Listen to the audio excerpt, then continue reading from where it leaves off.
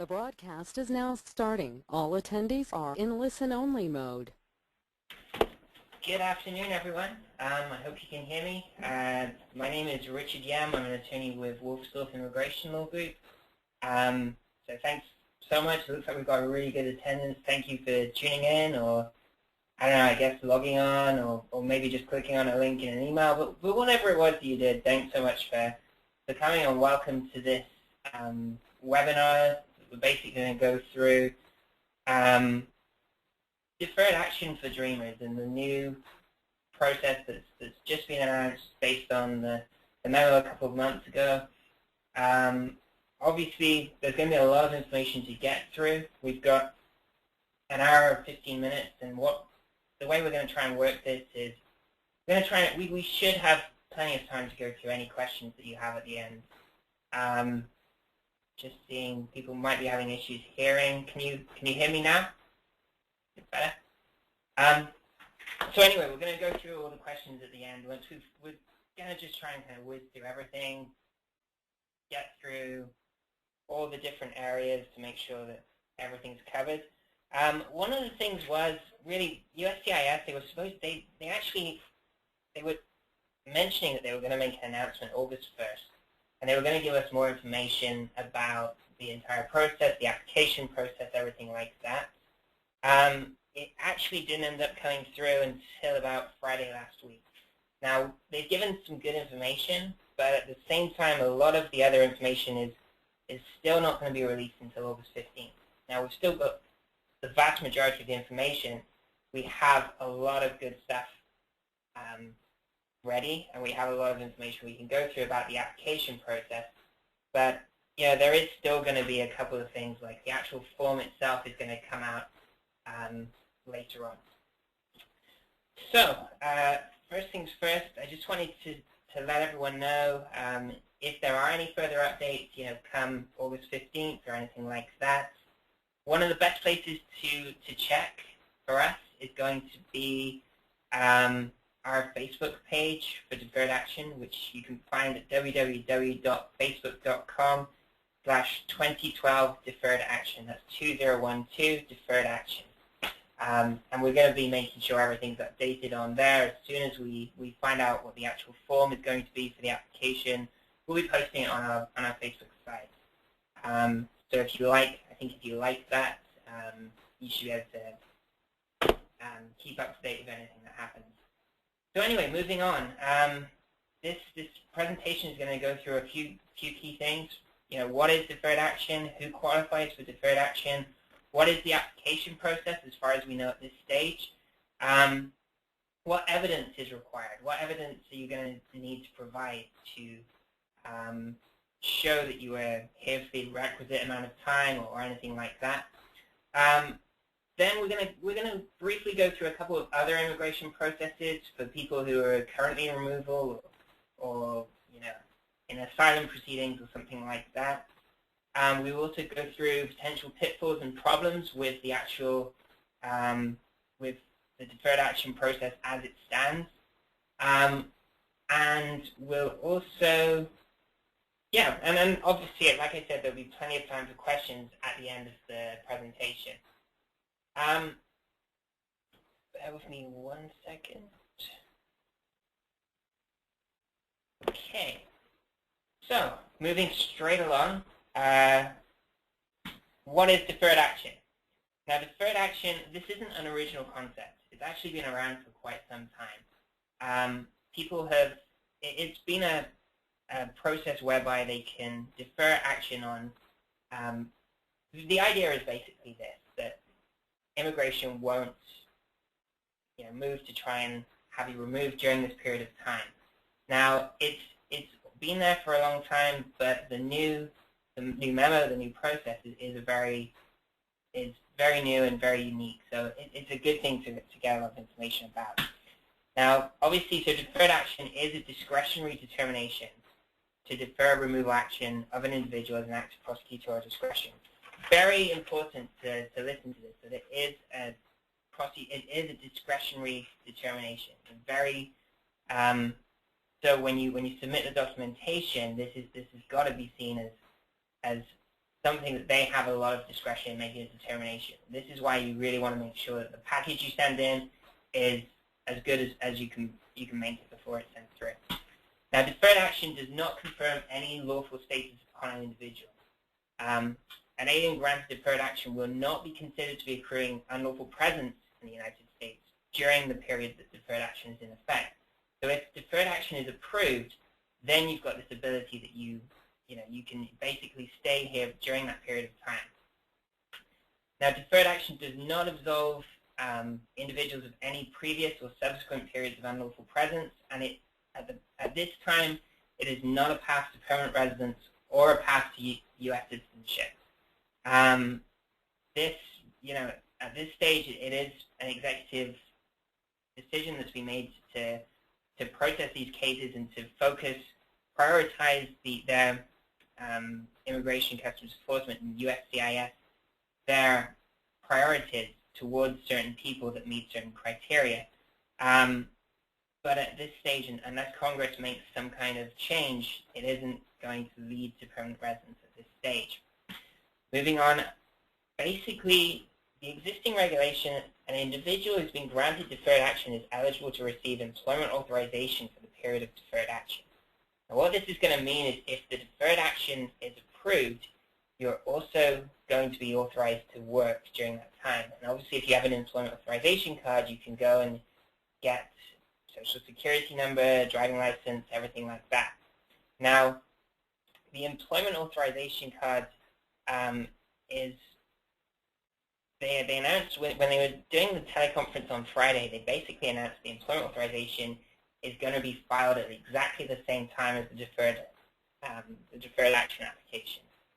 Now, the guidance they released on their website still does say that we may need to demonstrate an economic necessity for employment. Now, this, I'm wondering whether this may be actually a remnant of previous deferred action guidance, because they didn't seem to mention this on their recent telecast. So we're going to see if that becomes a case. But I mean, obviously, in a lot of these situations, if you're eligible for the DREAM Act, in a lot of these situations, you need to have employment authorization in order to support yourself and in order to make a living and go from that. Now, deferred action can be terminated at any time at the agency's discretion, or it can be renewed by the agency. Now, this is something that we'll get into a little bit more later when we talk about potential pitfalls and problems with the system. But the current administration has said that they support deferred action, they support prosecutorial discretion. There's been several memos that have gradually increased the extent of prosecutorial discretion. And obviously, what we're hearing right now is that the current administration is in support of this and wants to continue this, the prosecutorial discretion framework. Whether it's going to be dismantled in the near future is open to speculation. I mean, if a new administration comes in at the end of the year, it is possible that at that stage we're looking at some other issue, or there may be, they could take this away. It isn't something they need to repeal. It's guidance. It's a discretionary process that's put in place, and they can rescind it pretty much at any point. Now, who qualifies for deferred action? I'm sure a lot of you have already seen the list, but we were going to go through it and try and add some extra details to give you to make it a little bit more personal for everyone. Now, first off, pursuant to the Secretary's June 15, 2012 memorandum, in order to be eligible for deferred action, individuals must be under the age of 31 as of June 15, 2012. Now, this is really important. We actually heard they clarified after the memorandum that there isn't going to be an age out. In the past, we were worried, in a similar way that they do some of the green cards when you reach 21. This isn't going to be an age out experience. If you are very close to 31, the key date was June 15th, 2012. If you are over that age at that time, then there may be an issue. If you go over the age afterwards, you should still be eligible for deferred action. And what's great about this is it also means that what they're saying is even when you need to come to extend it in maybe 2 years' time, you should still be able to do that, even though you may be over the age at that point. The second criteria, you have to have come to the United States under the age of 16. This is something else they added in. Again, this is something we'll get into evidence as to proving this side of things later. If you've never been in removal proceedings, or your proceedings have been terminated before your request for DACA consideration arrives, you must be at least 15 years of age or older at the time of filing to meet the other guidelines. Now, this is something that we've seen recently. You need to be 15 just to file the application. If you're under 15, it would appear that when you reach 15, you will then be eligible to apply. Again, this is something that's worth looking into to see if when you reach that age, you're going to be able to apply for deferred action. Obviously, you need to still meet the other criteria. If you're in removal proceedings, have a final removal order or a voluntary departure order, and are not in immigration detention, you can request the consideration of deferred action for childhood arrivals, even if you are under the age of 15 at the time of filing and meet the other guidelines. So this is an exception to that rule. In all instances, as we said, you cannot be the age of 31 or older as of June 15, 2012 to be considered for deferred action for childhood arrivals. Now, again, it's worth noting that deferred action, it's been around for a long time. It is a discretionary thing. It may be possible still to apply, but again, you may need to be able to show that there's exceptional circumstances to show that you are eligible for this discretion. They should exercise the discretion for you. The next one, have you continuously resided in the United States since June 15, 2007? Now this is basically, you need to have shown that you were continuously residing for 5 years prior to the memo that was June 15, 2012. The information they just gave us recently on Friday seems to go into this brief, casual, and innocent analysis, which basically a brief, casual, and innocent absence from the United States will not interrupt your continuous residence. If you are absent from the United States for any period of time, your absence will be considered brief, casual, and innocent if it was before August 15, 2012, which is very important because they've said that anyone who's outside of the country after August 15, 2012, it's bad. They're not going to consider you for deferred action. So in order to have your absence be considered as a brief, casual, and innocent absence, you need to show that A, the absence was short and reasonably calculated to accomplish the purpose for the absence. B, the absence was not because of an order of exclusion, deportation, or removal. C, the absence was not because of an order of voluntary departure or an administrative grant of voluntary departure because you were placed in exclusion, deportation, or removal proceedings. And D, the purpose of the absence and or your actions while outside the United States were not contrary to the law. Now, this analysis, there's actually in immigration law, there's several cases that have been used to define this concept of brief, casual, and innocent absence. It would appear from this information that they're going to be using the same or a very similar standard to what they've used in the past. So again, this is an area where Compton Immigration Council really helps to establish whether or not your previous trip outside meets this definition of being a brief, casual, and innocent absence. If it doesn't, then there could be issues. They could say that you've disrupted the continuous residence, and at that point, you may have issues being able to show that you meet that criteria. Moving on, you also have to be physically present in the United States on June 15, 2012, and at the time of making a request for consideration of deferred action. This one's pretty straightforward, so we'll move on to the next one. Have you entered without inspection before June 15, 2012, or your lawful immigration status expired as of June 15, 2012? So the idea here is that you have to currently have no status, and been without lawful immigrant status as of June 15, 2012. Now this means this does not include people who are currently in the United States on an F1 or different visas, or if you're in temporary protected status. Those kind of things are all not included in that side of things. that's something you've really got to look into just to make sure that you qualify for deferred action in that.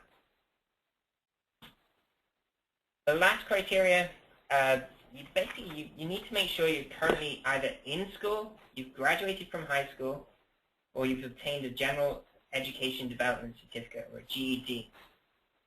If you've got one of those, you're good. Or if you're honorably discharged veteran of the Coast Guard or Armed Forces of the United States.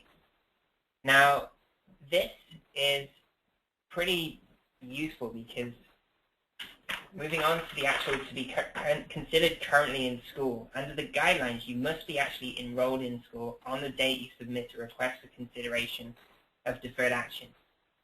So what this means is that even if you are not currently in school, you can kind of go back, you can apply for a GED, enroll in high school.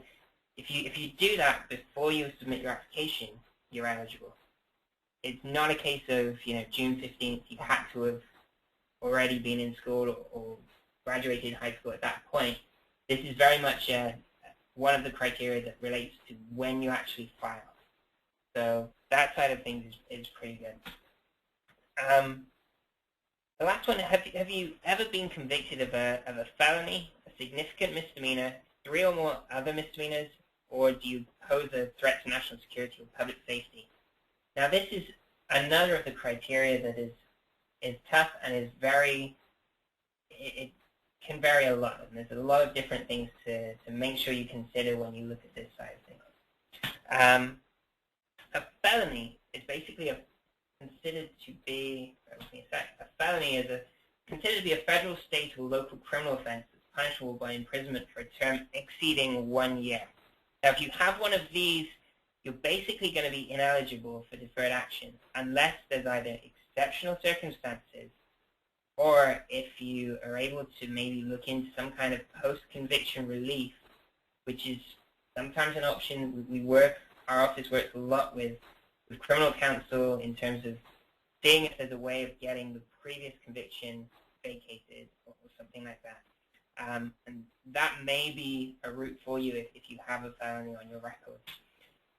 A significant misdemeanor. Now, this is the one that causes most of the issues with people, just because it's actually quite wide in what it covers.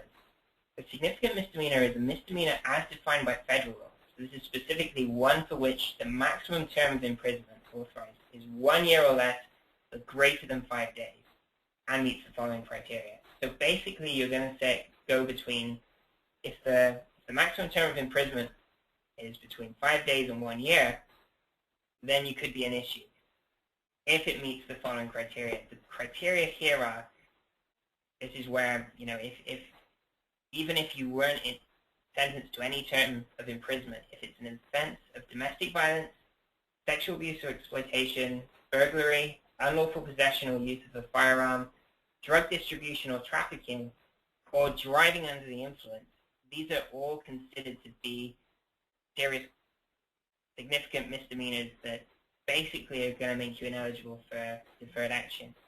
The main one that we always see a lot of, is the driving under the influence. We've kind of gone back to them and asked them about this because it's very much, as serious a crime as it is, it's very much a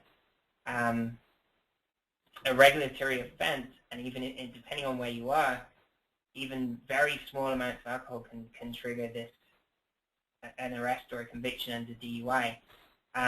But they've come back and they're very, very clear on it that even if you've served no time for DUI, no time in prison, it's still going to be considered a significant misdemeanor.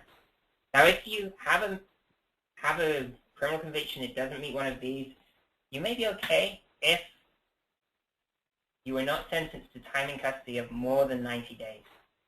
So if you had basically did not serve hardly any time in prison for the offense, and it doesn't fit within one of the previous categories, you may be okay. Now, one interesting thing to note is the sentence must involve time to be served in custody. This means it doesn't include a suspended sentence or ICE hold. Now, what this means is, in some cases, you get a suspended sentence of 2-3 years, something like that. Now, that isn't going to be included in the calculation. They're looking at the amount of time that you were sentenced to in custody. The amount of time that you actually served in custody. The ICE hold, this is where if for some reason you were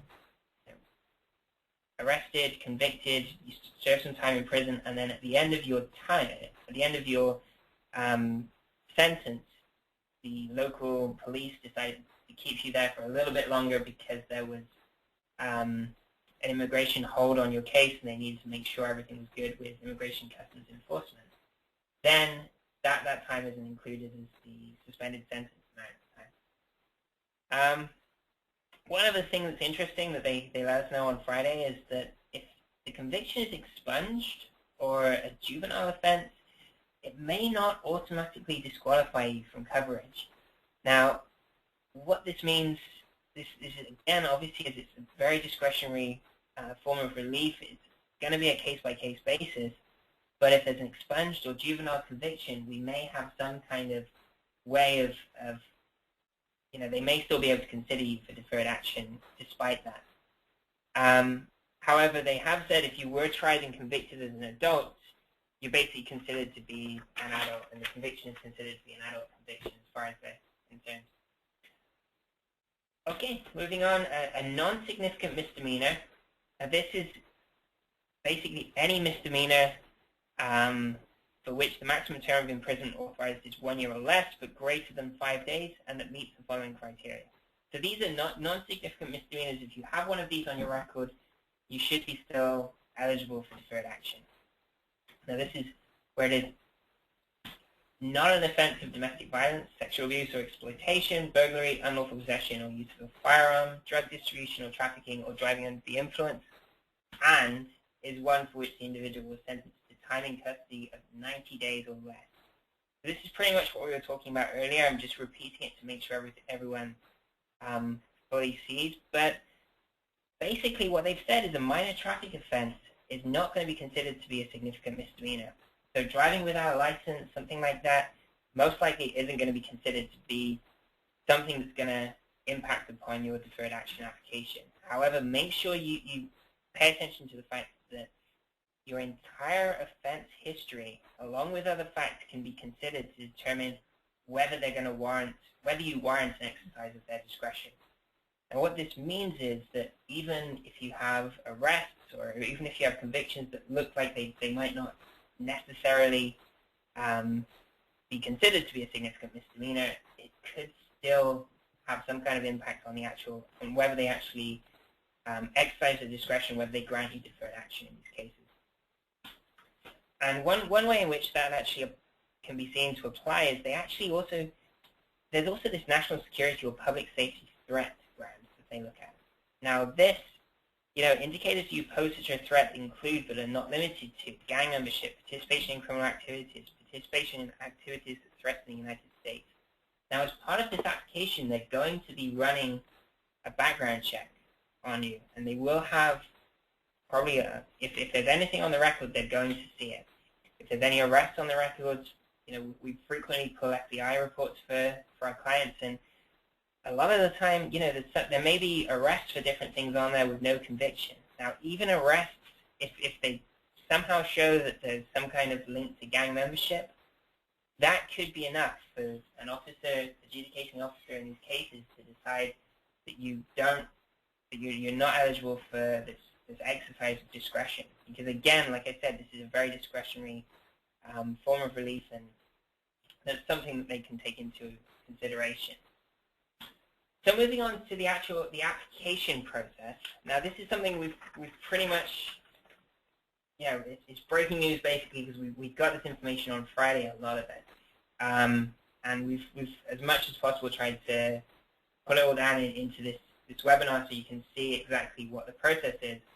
The actual application form itself hasn't been released yet, so that's going to be something we're going to have to wait until August 15th. They say they're going to release the actual form at that point. We'll be able to see exactly what it is they request, what exactly you have to fill out on the form, which is quite helpful that they're leaving it till the last minute. But either way, I mean, it should be good. So the application process. First off, you have to submit your request for consideration of deferred action to USCIS through a form. Now, like I said, we don't know what form that they're necessarily going to use yet. It's probably most likely going to create a new form for this process. We believe that it's going to be some variation on the TPS form that's currently available, but it's going to be a completely separate form designed just for this. Now, the earliest, they're not accepting any applications prior to August 15th. Anything that was received before August 15th would be rejected. And that makes sense because, you know, if we don't even have the form yet, it'd be kind of tough to make an application on the, you know, including everything they need to see before then.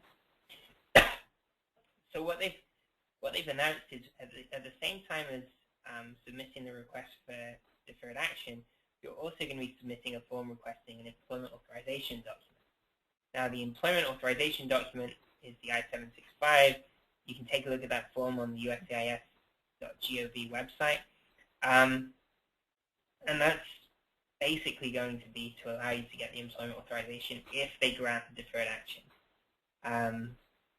And as it says there, USCIS is currently developing the forms and will be posting on USCIS website on August 15, 2012. So again, stay tuned to our website and our Facebook page for any updates that come on that. The government filing fee, they've released that the amount is going to be $465. This is basically going to be the fee that's going to be required for the 765, the employment authorization document, and this includes the background check, the biometrics. The way it's going to work is there's going to be no fee waivers available for employment authorization applicants, but there is going to be very limited fee exemption, which we'll go into a little bit more later on. We'll go through that side of things a little bit later. What we've heard is that based on the amount of demands that they're scheduled to be getting on these cases, chances are there's going to be around, from the time of filing, you're probably going to be waiting 30 to 60 days until you get a receipt notice. And you should look out for requests for evidence, because a lot of the applications are not going to have all of the documentation that's required. They're going to come back and ask for additional documents at that stage.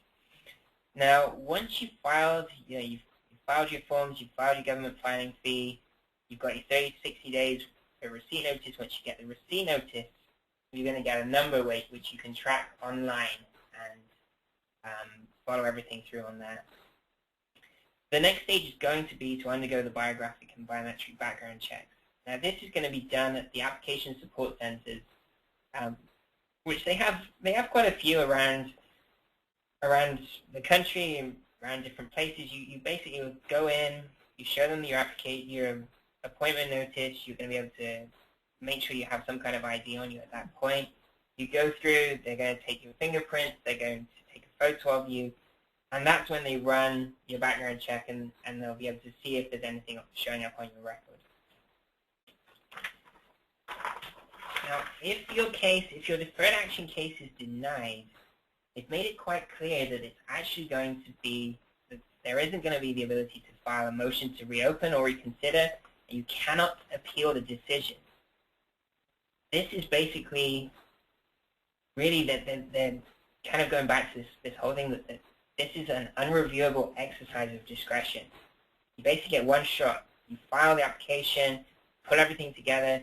If for some reason this case goes down, is denied, they're not going to allow you to come back and say you've made the wrong decision, something like that.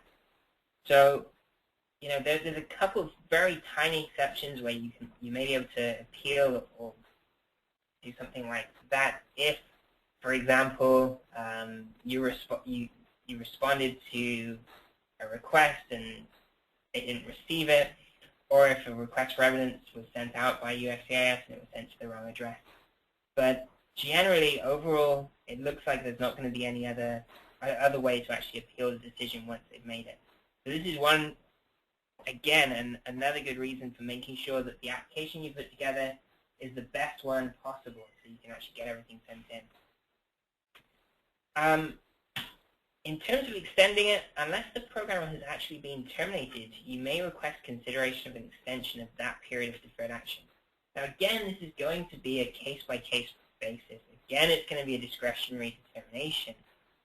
But as long as the program has not been terminated, as long as it's still there, no one's come in and rescinded the entire thing, you should be able to keep extending both the deferred action and the employment authorization. Now, one potential issue here is if you're approved for deferred action, something happens in the 2 years when you have it, say that some kind of criminal offense, some kind of criminal conviction happens, you may end up running into issues at that point because, again, it's going to be re-adjudicated on merits. They're going to go through everything, make sure everything looks okay.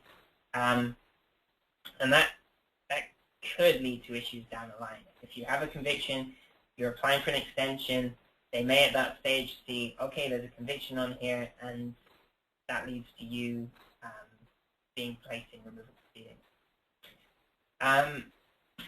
Moving forward, as I mentioned, there is a very limited fee exemption. I'll go through this briefly. Basically, the fee exemption application itself must be filed and approved before you file your application for deferred action. You file this application first. If it's approved, then you can actually move forward with your deferred action application and the employment authorization. If you're applying for the fee exemption, you have to submit a letter and supporting documentation showing the following things, following different options. Either under 18, homeless, in foster care, or otherwise lacking parental familial support, and your income is less than 150% of the U.S. poverty line, or you cannot care for yourself due to serious chronic disability and your income is less than 150% of the U.S. poverty line, or you have, at the time of request, accumulated $25,000 or more in debt over the past 12 months as a result of unreimbursed medical expenses for you or an immediate family member, and again, your income is less than 150% of the U.S. poverty line. So again, this is a very narrow exemption, but we're including it just for the sake of making sure we cover everything. One thing to really be aware of is that dependents are not covered by this process. The deferred action process is only going to be available for those who qualify in their own right. So every single person who applies is going to have to meet all of those criteria we discussed earlier. If they don't meet those criteria, they're not going to qualify just because they're an immediate relative of someone who does. So this is parents, spouses. If they're over the age, if they're not going to meet those criteria, they're not going to be considered as part of an application. So this is one thing I know we've had a lot of questions about, and unfortunately that's the case right now. It's going to be a situation where each person needs to make sure they meet all of the different criteria. So moving on to what type of evidence can be used to show or to prove up the different criteria to show that you actually qualify for this. Now first off, to prove entry before the age of 16, it's basically so far, again, this is something that they have said they're going to give us more information about on the day that they release the form, which is August 15th, which is the earliest you can file. But up until then, they've pretty much said that they're going to be able to accept financial records, medical records, school records, employment records, military records. So these are the types of documentation that they're going to be looking at. In that regard, obviously financial records, you can show bank statements, school records, you can show diplomas, transcripts, that kind of thing. Employment records, you may be able to show pay stubs.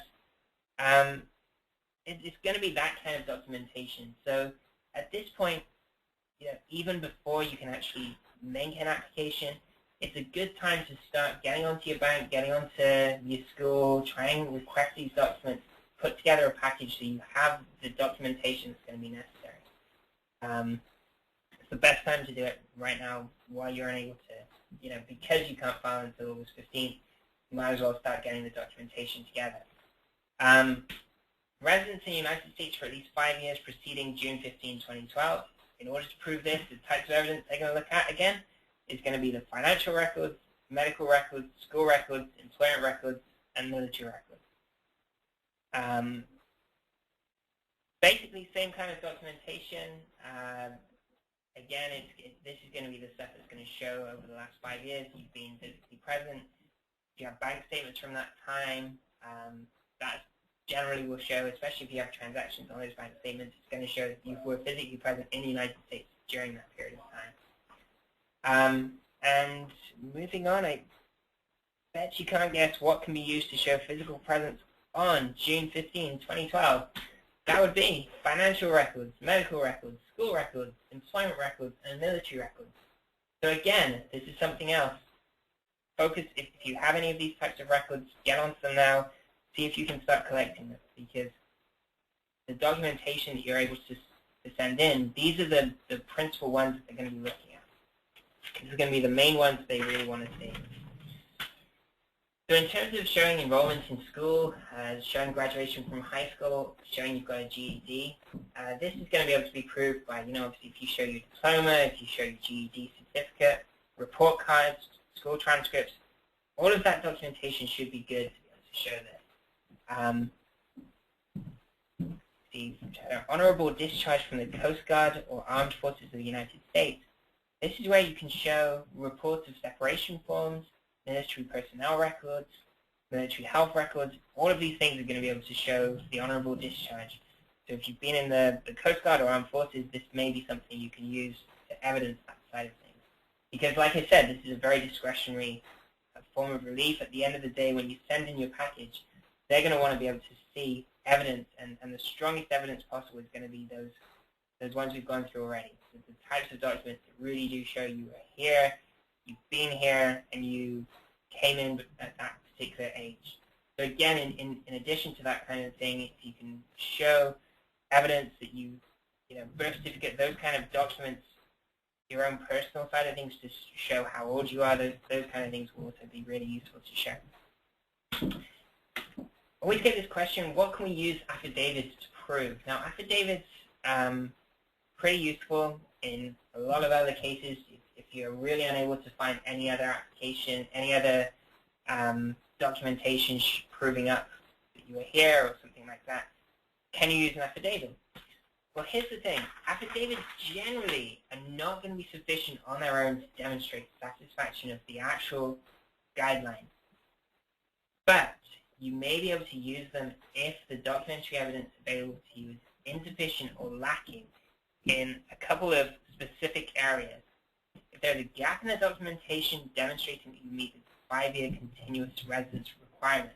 Now, if for some reason, you've got a lot of good documentation showing you were here for from 2007 to 2009, then you closed down the account, you didn't really have anything 2010, and then you've got documentation since then, you may be able to show information at that point, as long as, like I said, it's based on the gap in the documentation and is a shortcoming in documentation with respect to the brief, casual, and innocent departures during the 5 years of required continuous presence. So if you were outside of the U.S. because you were gone for a very short period of time, that's when we're going to be able to use affidavits to show, oh, you only traveled abroad briefly for a funeral and came back, or it was a very brief trip. That's going to be the kind of time when we can use affidavits. Otherwise, they're not going to be accepted. And basically, they have said that if you can use affidavits, you're going to need to submit 2 or more affidavits, sworn to or affirmed by people other than yourself who have direct personal knowledge of the events and circumstances. So that's going to be tough. It's going to be something you need to put together if your documentation is lacking in those areas. USCIS has said they will not accept affidavits as proof of satisfying the fact that you're currently in school, have graduated, so you can't get a declaration saying you were honorably discharged veteran from the Coast Guard. That's not going to be sufficient. They're going to need other documentation on that side of things. They will also obviously not be able to show that you will not be able to use the affidavits to show that you were physically present, you came to the United States before reaching your 16th birthday, you were under the age of 31, or to prove that you have no criminal history. That side of things is going to have to be shown by the other documentation. And again, like I said, I'm seeing we've got a lot of questions here. We will have time at the end just to go through all of the questions and we should be able to hopefully answer everything at that point. Cases in other immigration processes. Now we're going to go briefly through this just because there's a few other people that may be currently in different situations and they basically said that they're going to also be able to apply for deferred action in certain cases. Now, if you're currently in immigration detention, the process is going to be to either identify yourself to your detention officer or contact the ICE office of the public advocate. Telephone numbers on your screen and the email address is there too. If you're in or you've got a loved one in immigration detention, this is the way forward. If you're about to be removed by ICE, which is Immigration and Customs Enforcement, again, immediately contact either the Law Enforcement Support Center's hotline. Now, this one is staffed 24/7, or you contact the ICE office of the public advocate again. If you have an application for asylum or cancellation of removal that's pending before USCIS or the Executive EOIR on June 15, 2012, and no status, you may request deferred action through CIS if you qualify based on eligibility criteria. If you have a final removal order or a voluntary departure order, again, you may request deferred action if you qualify. So moving on to potential pitfalls and issues for the deferred action applicant. Now this is where we're going to go through a few different things. We may answer a lot of your questions now, but again, if you have any other questions, send them through to us and we'll answer them all at the end. So first things first. Basically, there's going to be very potentially severe consequences if CIS denies your deferred action application. CIS has basically said that any information you give in your application is protected from ICE, which is Immigration and Customs Enforcement, and Customs and Border Protection, which is CBP, for enforcement purposes. So the information you give them, and this covers family members and guardians, they've told us that this information is going to be protected from the immigration enforcement agencies. However, they have said that they may share your information with national security agencies, including ICE and CBP, but for purposes other than removal. So they may share your information to try and identify or prevent frauds, to kind of go look into whether you're going to pose a threat to national security, or to further investigate any kind of criminal offenses. So that side of things they may share. But what the issue here is that if they do deny your application, and it's for a reason such as a criminal conviction or something like that, it is possible that they could then issue you could be issued with a notice to appear and placed in removal proceedings if you meet the criteria that's listed on their website. They've got a policy governing the cases that they send to Immigration and Customs Enforcement, and that's shown at the website on your screen right now. This is, again, in these cases, you're basically putting your head in the lion's mouth. You're giving your documentation to them, and it can be good. It could allow you to kind of move forward and get employment authorization and everything like that. But it's really worth making sure you go through your case thoroughly, speak to an attorney, have them review your facts, your situation specifically to you to really get a sense as to whether, if they deny your application, whether that may then lead to the issuance of a notice to appear. Because if it does, you could be placed in removal proceedings. They have all of your address, your biographic information, and it could be an issue at that point. So that's one of the concerns we have with this process, and we want to make sure that everyone is fully informed of the risk before they move forward with it. If your case does not involve a criminal offense, fraud, or threat to national security or public safety, your case should not be referred to ICE for purposes of removal proceedings, except where DHS determines that there are exceptional circumstances. Again, what does exceptional circumstances mean, and are they going to refer different people across? This is a tough one, because especially if the current administration changes, are they going to then go back on this? It looks like it's going to be a good process. It's going to be a good application. But if they do go back on that, is everything going to be out in available for Immigration Customs Enforcement and Custom Border Protection to take a look at. Moving on, it can be, as we mentioned, because this was a policy that was enacted by the Democratic Executive Branch, it's not a law, and therefore if a new president takes office, it can be lifted quite easily. It doesn't need to be repealed. Now what this means is that they've actually stated in the guidance that this whole process may be modified, superseded, rescinded at any time without notice. So you cannot rely on this to create any right or benefit. If the current administration has said that they support this process, they support the prosecutorial discretion framework, but if we move forward, obviously there's an election coming up in November. If a new president comes in, Romney so far hasn't addressed whether he will reverse this particular process, but he has said he's going to replace and supersede the president's temporary measure. So I don't know whether that means it's going to be taken out or whether it could be an issue, but it's something you really need to consider. This could be a very temporary thing, and it can be rescinded at any time without notice. This is why a lot of people are still pushing for the DREAM Act. This is being considered by a lot of people to be a version of the DREAM Act, but DREAM Act passage is still going to be necessary to provide a path to permanent lawful status. The DREAM Act would allow you to kind of move forward towards permanent residence. This process is not going to allow that at this stage, but if it later comes along, it might be something that you can kind of move on to. But again, that's going to require Congress to approve it.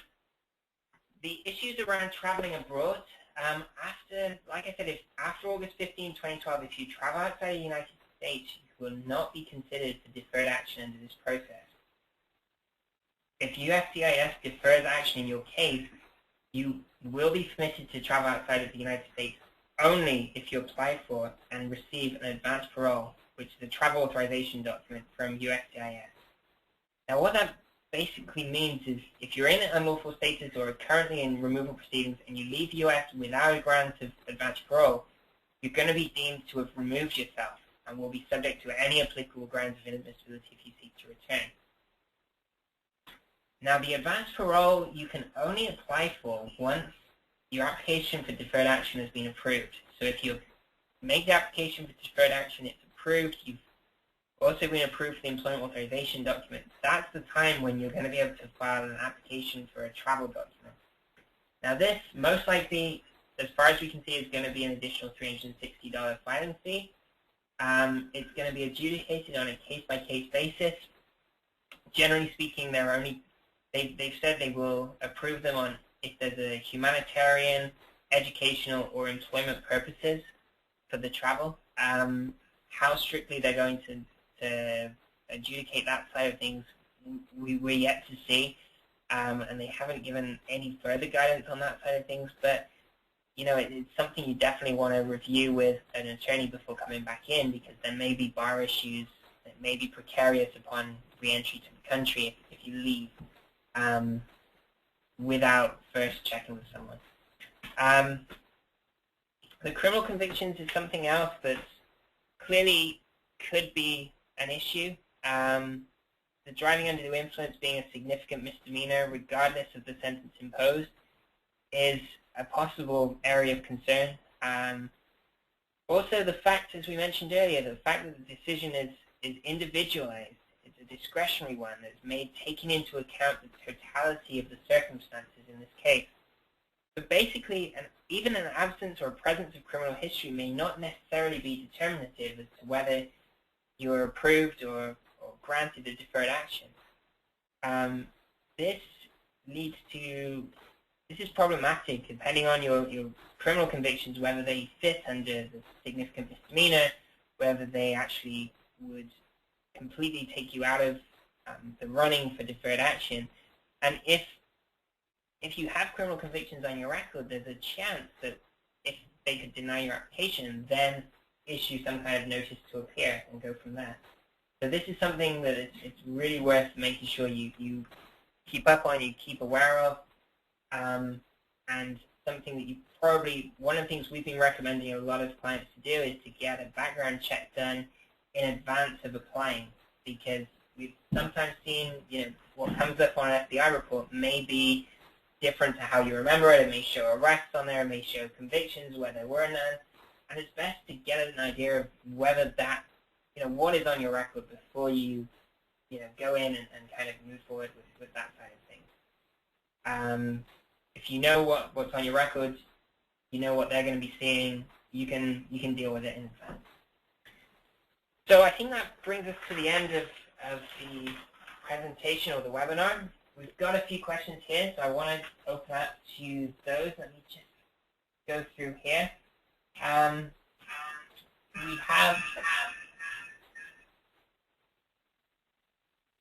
We have one question. Is the application fee $465 per person? Yes, it would. The $465 is going to basically be the employment authorization document fee, so it's going to be the fee for the processing and creation of an employment authorization card for that person, and it's going to include the biometric fee for that particular individual as well. Let me see. Another question. Some commentators have suggested it would be very dangerous for aliens to give so much information to DHS, ICE, and/or USCIS on the deferred action application. Your thoughts, please? It is true. I mean, it's one of those things.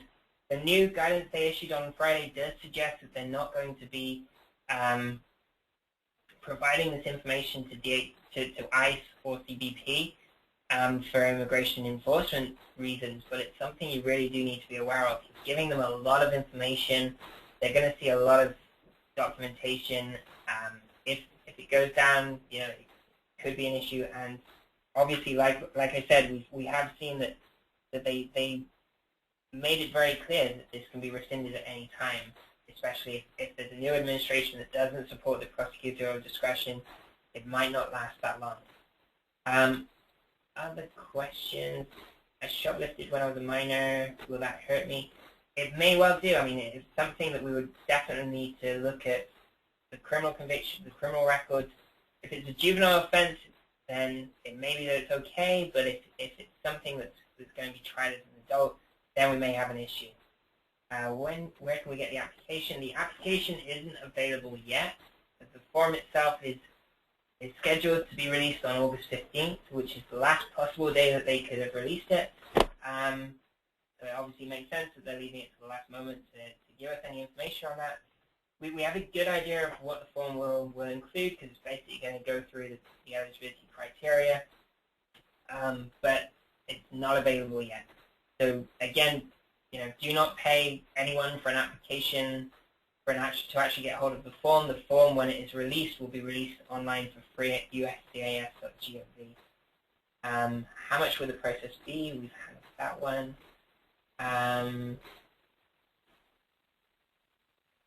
What if I have a petty misdemeanor under my criminal record? Would that affect my application?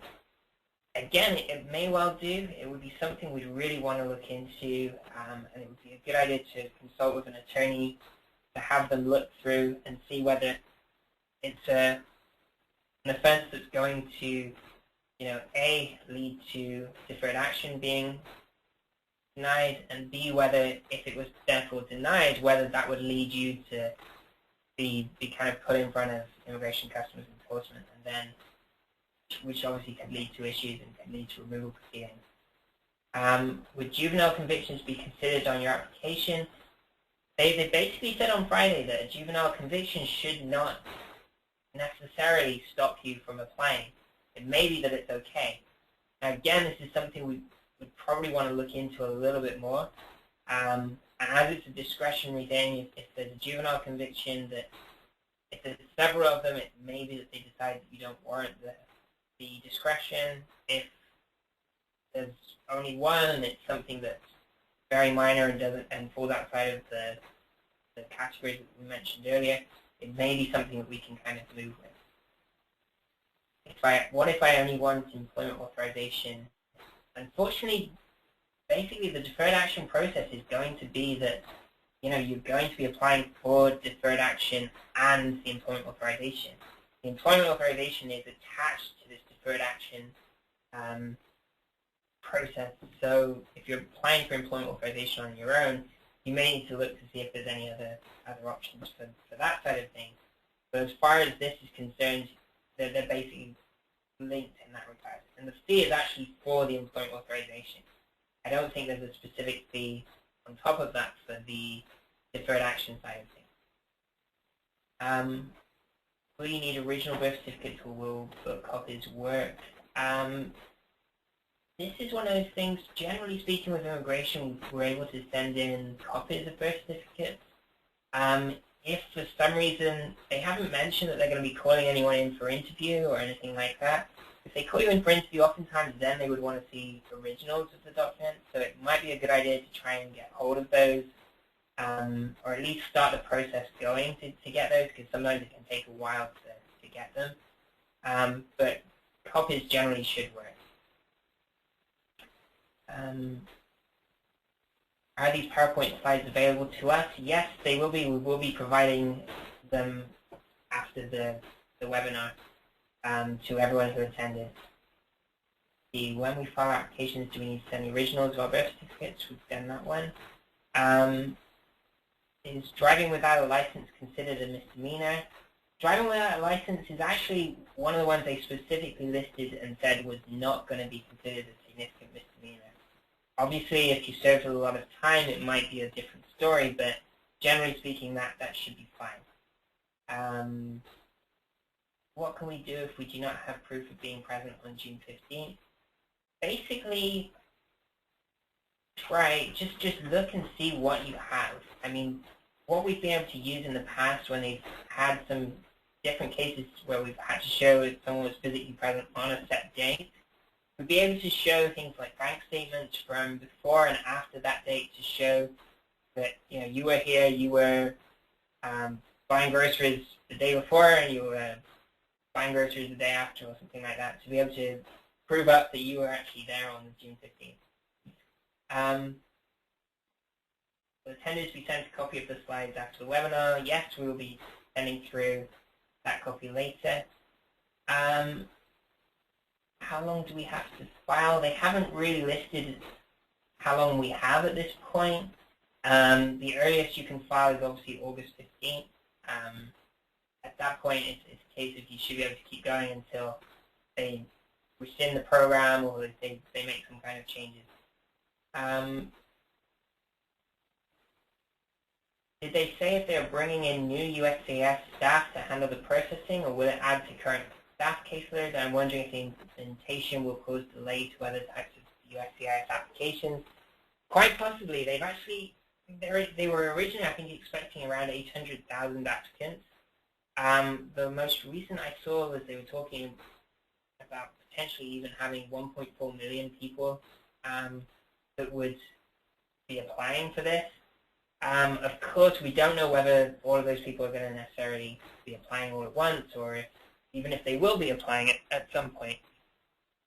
But yeah, they have said that they're going to be using all 4 of the service centers to handle the processing. The application support centers where people right now go to get their fingerprints done on green card cases and naturalization, those, they've mentioned that I think there's going to be additional staff put on or additional scheduling there because there's going to be a huge number of people going into those offices to do the background check. Of course, it's kind of tough to say until they actually see how many applications they receive and whether they all come in the first couple of days, or if people are waiting for a couple of months to see if there are any changes with the administration or anything like that. But their idea is that they will be training people up in this area. What else do we have here? When we'll have to pay the fees if we are approved. The fees would have to be, you would actually send in a check upon filing. So as soon as you file, you're going to be sending them in a check.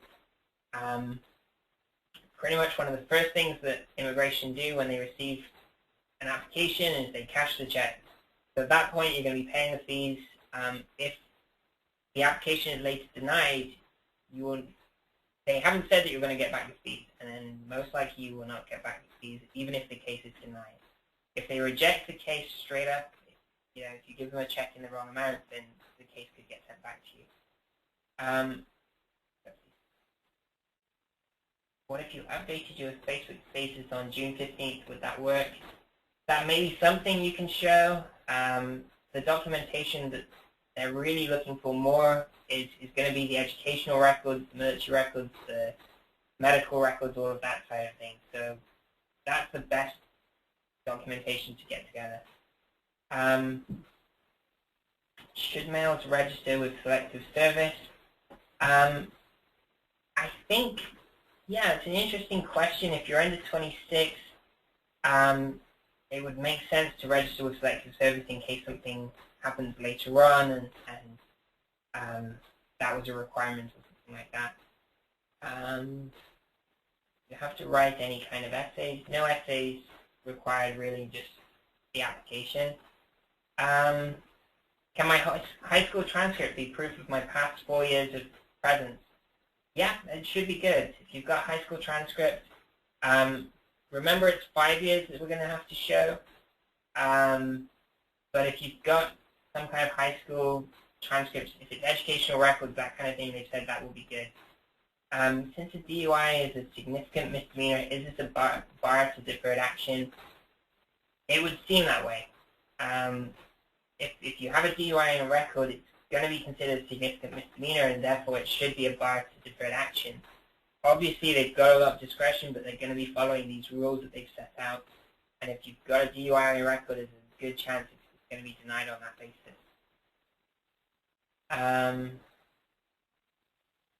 Can a copy of high school diploma be mailed, or do they need to see the original? Again, generally speaking, they don't ask to see original documentation. You generally will send them a copy. Sometimes they may want to see the original at a later stage, so it's a good idea to make sure you have that available just in case. Set the background. Would we get back any of the documentation that we use? Yeah, because I mean, if you're sending in the copies, they don't send you back any of the filing that you send in to them. So it's always a good idea whenever you file anything with immigration to keep a copy of everything you send in. To if later on they come back to you, you know you've got that evidence there. See, that's what's there. Would I be able to leave the country for school trips and other similar cases? Potentially. They have said that, obviously if deferred action is approved and you're approved for an advance parole document to allow you to travel, they do seem to be saying that if you've got an educational reason, that's something they're going to look at, and that's something that they're going to, it'll be a valid basis for them to apply for the advance parole and to have that approved. It may be that the advance parole is only granted for that specific trip or for a very short period of time. And again, you probably want to review your prior immigration history with an attorney just so they can get a sense of whether you're going to have any issues when you come back in. Under the new guidance, it says they will not be providing info for enforcement purposes. Could that change with a change in administration? The information submitted under the previous administration could be used for enforcement by the new administration. I think it could. I mean, if they've got this long list of people, addresses, everything else like that, at this stage they're saying it's not going to be shared across. If the new administration comes in, things change, it's perfectly possible that this information could then be shared. See what we've got here. Should we send in the documents via post office, or is it better to send it through UPS? Generally best to always, whenever you're sending any documentation in, make sure you send it in a way that's trackable. So you know it got there, and if you're responding to a request for evidence, you can later tell them, look, we've got evidence that we mailed this via UPS and tracked it all the way in. Will we need any legal representation? We think so. I mean, generally speaking, the application form looks like it's going to be a fairly straightforward form. But with all of these potential issues and problems that could very well come up, we do think it's a really good idea to make sure you actually get your individual case sent through people first.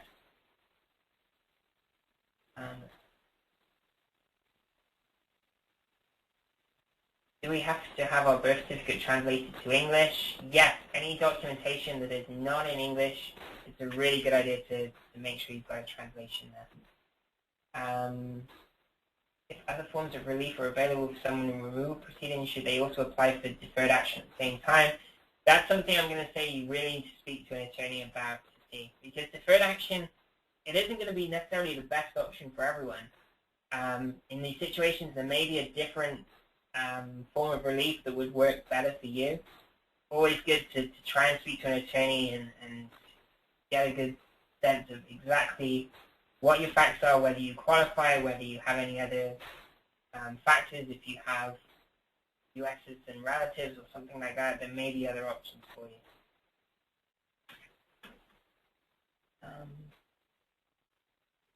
you. Will I need to get a Mexican passport? It may be necessary to get identification. It depends if you've got any other kind of evidence or any other documentation evidencing your identity at this point. What else we have here? Do high school transcripts need to be sealed? Again, this is something that I think they may give us more evidence, more information about when they release the form, and they'll also release the instructions for the form, which should include all the documentation that they can keep or that you can send in to evidence different things. I would guess not. I think if you send in the copies of the school transcripts, you should be fine on that side of things. But it's always good to make sure you check with the instructions and you check with the attorney. Can my entry visa on my passport be proof of my entering the U.S. before my 16th birthday? Yes. In fact, it's one of the best things to be able to show. The visa itself wouldn't really be proof that you came in, but if you have a stamp in your passport that shows you came in on this particular day and you overstayed a visa after that, then it may be something you can kind of show them and say that this is when I came in. And if you show them proof of your identity, you show them birth certificate, passport, showing that you were born on X date, you can show that you came in before 16. Someone has a domestic violence charge as a minor, 13 years, and is now 23. Is this a bar or risk to applying for deferred action? Potentially, again, really with all of these criminal questions, it's really going to be something we're going to need to review the actual individual records and see whether, if it was a charge as a minor, was the conviction entered as a juvenile conviction, or was it you tried as an adult? Those are the kind of issues that can kind of come up there. Should I get my background check and fingerprints now? We've been telling people if you think you might have something on your records, it's a good idea to kind of move forward. If you're local, if you're in California, you can do a California live scan. You get the records back from Department of State in a few days. We can also assist with sending your records through to the FBI. Just based on your fingerprints, you can send your fingerprints through to them and get a copy of your FBI rap sheet to see if there's anything showing up. We have sometimes seen, it comes back and there's convictions on there that shouldn't be on there, or like I said, arrests that may not be, that also shouldn't be on there. Let me see.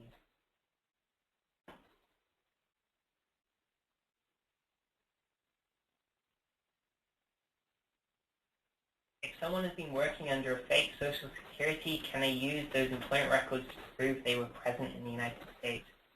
This is quite a specific question. We probably want to speak to you and kind of get a good sense of exactly what the situation was in the past. In the employment records themselves, they have said that they will accept employment records to show that your physical presence. So in that regard, showing physical presence, if you've got employment records that show you were employed here for that period of time, that may be sufficient to show them. with the employment records, I mean, USCIS pretty much understand that a lot of people aren't going to necessarily be working legally during that time, so I believe if they're asking for the employment docs, we should be good on that front. How long, if you're approved, do you get your documents? We don't know. I mean, we've heard reports it's going to take 30 to 60 days for them to actually issue a receipt notice. The approval could be a lot longer after that. They likely may ask you for additional evidence, and you know, it could vary a lot depending on however many applicants there are for this process. I think we've got time for one more question. Let me see something on here.